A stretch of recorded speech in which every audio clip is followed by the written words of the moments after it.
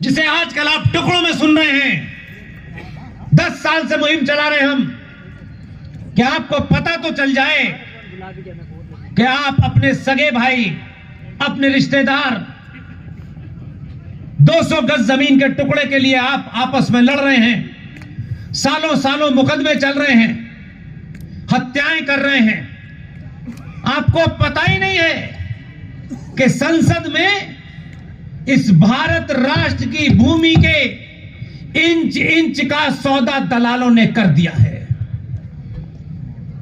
और आपको नहीं बताते क्योंकि आप जाग गए तो पूछेंगे क्यों सो रहे थे। तो सत्ता में बैठने वालों को समझता हूं कि एक बार वो चुप हो सकते हैं, लेकिन बाकी ठेकेदार कहां हैं जो आजकल हर बात पे ज्ञान दे रहे हैं। ये तो उनका काम था, नहीं बोला कोई। संत इतनी बड़ी बड़ी बातें कहते हैं, उनको ही बता देते कम से कम कि संत जी अमेरिका में क्या हो रहा है, इंग्लैंड में क्या हो रहा है, ये तो पता है। लेकिन आप भी मोबाइल रखते हैं, आप भी टीवी देख सकते हैं। अगर दलाल नहीं बचा रहे थे तो हमें बता देते। ये कथाकार 4 करोड़ रुपए लेकर के जो बकवास करता है वही आपको बता देता, क्योंकि आपने पूछना ही नहीं समझा, क्योंकि आपको हर चीज में एंटरटेनमेंट चाहिए। कथावाचक को 4 करोड़ रुपए दे करके कथा सुनेंगे, जो राम की कहानी सुनाएगा, फिर उसी में मौला भी आएगा, अली भी आएगा, और उसके बाद आप घर चले जाएंगे। ये कथा सुनने से आपको नींद नहीं आएगी। अगर आप सच्चे सनातनी हिंदू हैं, अगर आपकी मां ने आपको जन्म दिया है और आपको अपनी मां पे गर्व है, तो आपको आज रात नींद नहीं आएगी। मैं बता रहा हूं। लोग कहते हैं आप बोलते हैं इतनी देर तक, आप थकते नहीं हैं। मुझे थका ही नहीं कोई सकता, क्योंकि मेरे अंदर आग लगी हुई है।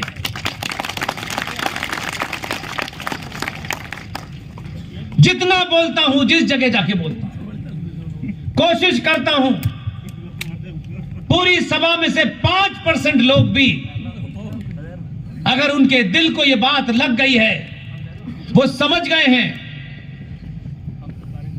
तो आपकी इंच इंच जमीन के बारे में अभी समय है। अभी चिल्लाओगे 95 करोड़ तो कुछ हासिल कर पाओगे।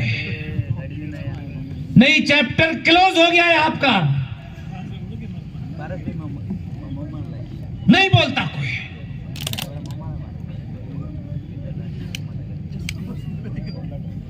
इसलिए वक्फ बोर्ड में कानून पास हुआ है कि भारत की किसी भूमि के टुकड़े पर 1 इंच हो या 100 गज हो या 500 गज हो, वक्फ बोर्ड मुसलमानों की एक प्राइवेट बॉडी है। उस प्राइवेट बॉडी में काम करने वाले लोग पब्लिक सर्वेंट हैं, और वो 2 लोग वक्फ बोर्ड के अगर ये कहें कि ये जो सभा पाली के जिस इलाके में हो रही है, ये जमीन वक्फ बोर्ड की है। आपको मेरी बात पे अचंभा नहीं हुआ? वक्फ बोर्ड के 2 लोग सिर्फ ये कह दें कि ये जमीन वक्फ बोर्ड की है, तो उस जमीन पर जो इसका मालिक है, जो आपका घर है, जिसके कागज आपके पास हैं, आपने अंदर रखे हुए हैं बंद करके पिन्नी में कि कोई कागज खराब ना हो जाए, जिसका बैनामा है, जिसका टैक्स दिया हुआ है, बिजली का बिल दिया हुआ है, पानी का बिल दिया हुआ है। कैसे कैसे जोकर थे इस देश में, कैसे कैसे लालची दलालों को आपने चुना, और आज 2022 हो गया, 2013 से कोई बोलना नहीं चाहता। हम कौन से लड़ाई लड़ रहे हैं? प्याज सस्ती हो जाए, जीएसटी कम हो जाए, इनकम टैक्स कम हो जाए, बिजली का बिल माफ हो जाए। मेरे भाइयों, मेरी माएं बहनें, जब ये जमीन ही आपकी नहीं रही तो बिजली का बिल कम कहां का करोगे? कानून के सेक्शन 40 में यह लिखा है, यह पास हुआ है संसद में, दुनिया के किसी संसद में यह कानून पास ही नहीं हो सकता, लेकिन दलालों ने सौदा कर दिया। अभी तो शुरू हुए धोखे आपको पास, अभी तो पता ही नहीं है आपको। वोट देने जब जाएंगे तो यही करेंगे कि कौन से ठाकुर को देना है। हाँ, इसे कहने से नहीं होता, करके दिखाइए। उस जमीन पर जिसकी ये जमीन है, उसके पास भारत के जितने भी कानून हैं उसके तहत सारे कागजात हैं, लेकिन कमाल का कानून है, 2013 में जब यह पास हो रहा था तो संसद के बाहर दलाल भी थे और संसद के अंदर थे, 117 गिनती थी उनकी। बुरा बहुत सारे लोगों को लग रहा होगा।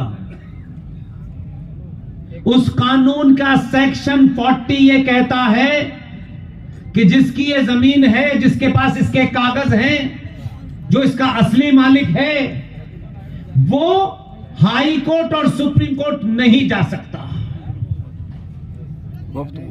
तो वो अपनी लड़ाई कहां लेके जाए? तो दलालों ने क्या कहा कि वक्फ बोर्ड नाम का जो मुसलमानों का संगठन है, मुसलमान उसमें 5 लोग, जिसमें एमपी भी मुसलमान, एमएलए भी मुसलमान, मुतवल्ली भी मुसलमान, 5 लोग होंगे। उन 5 लोगों की एक ट्राइब्यूनल है। उस ट्राइब्यूनल के सामने आप अपनी जमीन के कागज दिखाएंगे, वो मान लेंगे तो ठीक है और नहीं मानेंगे तो नहीं ठीक है। यानी जिन्होंने आपकी जमीन पे कब्जा किया है उन्हीं से आप न्याय मांगने जाइए। ये भारत की सुप्रीम कोर्ट के अंदर आप चैलेंज नहीं कर पाए। किसी ने बताया, हमारी टीम के साथी हरिशंकर जैन, विष्णु शंकर जैन, पार्थ यादव, सबने मिलकर सुप्रीम कोर्ट में से चैलेंज किया है। हम ये लड़ाई अपने लिए लड़ रहे हैं। हमारा मकान चला गया है क्या? हमारे पास तो आज भी किराए का ही मकान है, लेकिन लाखों लोगों के पास मकान है, 10-10 माले की बिल्डिंग है, करोड़ों रुपया उसमें लगाया है, गार्ड भी 4-4 रखे हैं।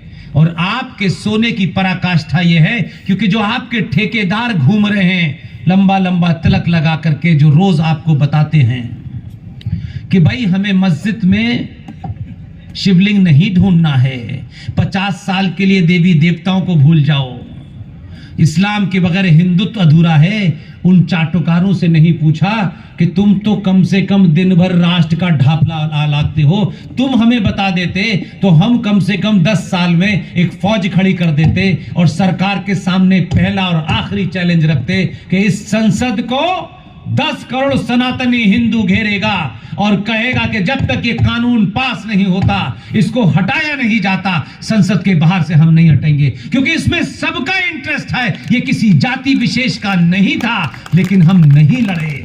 लेकिन आपकी मांग तो पेट्रोल सस्ता कर दो, दूध के पैसे कम कर दो। अरे दूध के पैसे और पेट्रोल का सस्ता महंगा होना ये चलता रहेगा जब तक मानव सभ्यता दुनिया में है।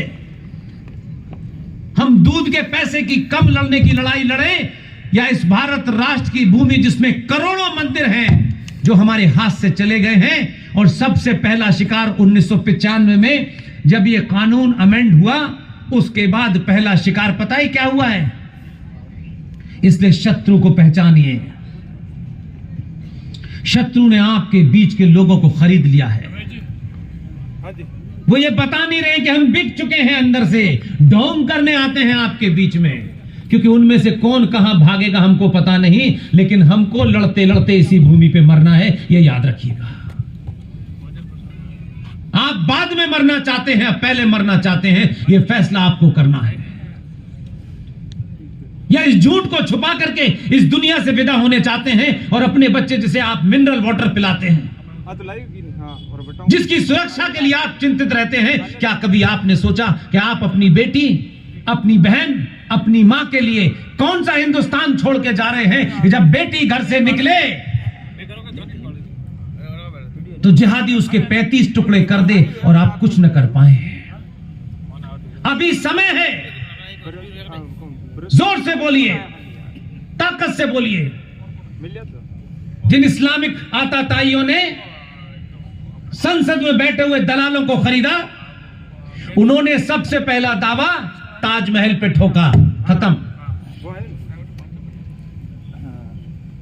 गुजरात के अंदर सूरत की म्युनिसिपल कॉर्पोरेशन में दावा ठोक दिया है। दिल्ली में 250 मकान खाली करा दिए हैं। यह खबर छपती है कहीं सोशल मीडिया पे आती है, क्योंकि आपको क्या लेना देना? दिल्ली में कोई मर रहा है तो मरने दो ना, कश्मीर में कोई मर गया तो हमको क्या करना है? उनको लड़ना चाहिए था। लेकिन जब हमारे घर पे आएगी आफत तो कहेंगे यार हमारा किसी ने साथ नहीं दिया। जब आप आज साथ देने के लिए बोल नहीं सकते तो कल आपके साथ भी कोई नहीं खड़ा होगा।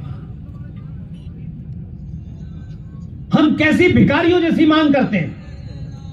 दिल्ली में मुसलमान मौलवियों को तनख्वाह दे दी गई कि अजान देने के पैसे नहीं, पैसे मिलेंगे इनको। हम इसका विरोध करते कि भाई भारत के अंदर, इस सेकुलर भारत के अंदर राज यानी स्टेट कैसे किसी को उसकी पूजा पद्धति के तहत पैसे देगी? वो अजान दे न दे ये उसका पर्सनल मैटर है। इससे मेरे टैक्स के पैसे से उसे तनख्वाह कैसे मिलेगी? लेकिन ये मांग नहीं की। चापलूसों ने क्या मांग की? हमारे पंडितों को भी तनख्वाह दे दो। कमाल है। और पंडित जी को बताया नहीं, ज्ञानियों ने नहीं जानते आप ये बात। भारत के जितने भी मंदिर हैं, तिरुपति से लेकर के त्रिवेंद्रम तक, वैष्णो देवी माता से लेकर के विंध्याचली देवी तक, उन मंदिरों पे सनातनी हिंदू बेटियां, माएं, बहनें, पिता, भाई पूजा के लिए जब जाते हैं तो अपनी आस्था से जो दान देते हैं वो दान भारत सरकार आपसे ले लेती है। मंदिरों से सरकार गुरुद्वारों से नहीं लेती, मजारों से नहीं लेती, चर्चों से नहीं लेती। आपके मंदिरों में से मां वैष्णो देवी मंदिर का जो पैसा आता है वहां से हर साल 5 करोड़